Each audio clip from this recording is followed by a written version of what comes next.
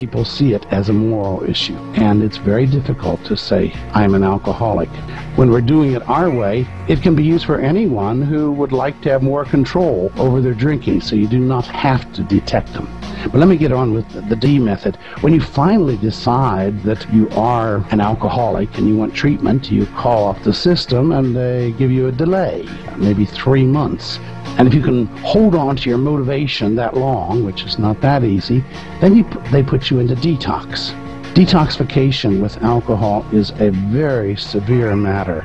It's worse than heroin detoxification. It can be fatal. It used to be fatal in percent of the cases, maybe more. Nowadays, most, at least humane hospitals, are doing it with medications. But the medications they're using are benzodiazepines and barbiturates, which are addicting. So you're giving people who have been proven to have a risk of becoming addicted medicines that are addictive. Once you get through the detox, then here in Finland they have to detain you. You go to a hospital out in the countryside for about a month. Tell the boss, I'm going to be gone for a month's time. The job still be waiting for me when I get back. Where are you going? Oh, it's an alcoholism treatment. Now, throughout the whole time, the only thing that everybody has been saying to you is, don't drink. But they haven't done anything to get rid of your craving. So the last thing you want to hear is, don't drink. But that's what you continue to hear continually. Then, in many places, I'm afraid to say, there's denigration, where the people are insulted, they're made to clean toilets. It's like an army boot camp. There's sort of the idea that you have to break the spirit of the alcoholic. I don't know the reason for it, but it is a common practice, carrying a bag of sand to the top of the hill and back down again. Then, if those things don't work, there's disulfiram, in which if you do drink, then you may actually die from it, or at least feel like you're going to. Wow. After you've gone through all of this, there's a final D, and that's 3 years from now, you're probably going to have to do it all again, because this is a revolving door.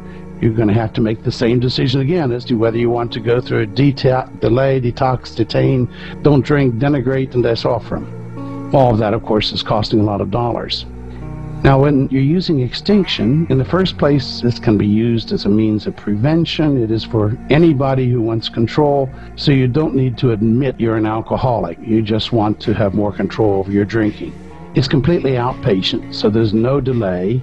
There's no detoxification. Actually, this is a form of detoxification. Over the 3 months, your drinking gradually goes down, and at the end of that time, you're no longer physiologically dependent.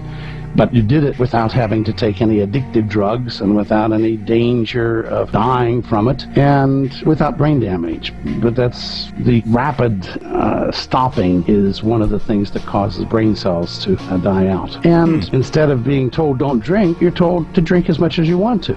But the thing that is different is that eventually you don't want to, or you don't want to drink as much.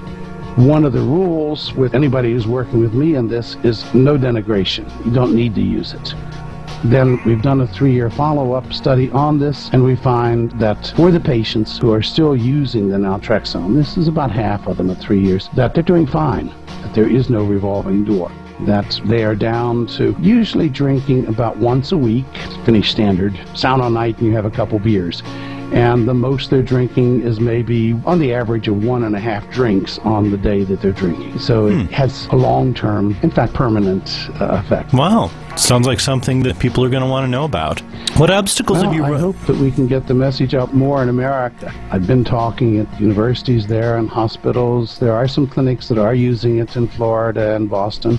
Talked to NIAAA in Washington. I think the experts in the field do understand it by now, but it hasn't gotten to the doctors, the clinicians who are doing the treatment yet. So there's a lot of work left to be done in order to bring it up to the level it's being used in Finland even. So what kind of obstacles have you run into in terms of its adoption? One of the problems is simply the infrastructure which is in place. I gave a talk to a hospital, a detoxification hospital in Virginia. A very nice reception. The doctors there and other people, they understood what I was saying. It made sense. They agreed with everything there. But what about their jobs? They are getting paid by an insurance company for every detoxification that they do. And I'm saying you don't need to do detoxification. It is an inpatient treatment place. What can they do? This is an outpatient thing. The system of payment for it needs to be changed. You need to have people coming in who do not have a vested interest in keeping the old system going.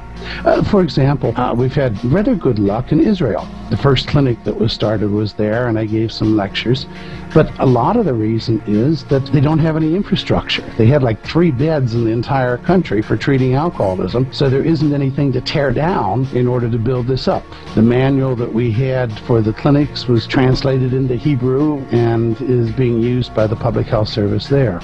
I'd like to get the World Health Organization interested in this. We've been talking with them, and they would like to have something to use in third world countries that don't have a lot of money but would like to do something about the alcoholism problems. They don't want to build hospitals. They can't afford to. Right. But they could afford to give naltrexone. Okay, that's really some interesting news. Thank you for the interview, and have a good day. Thank you.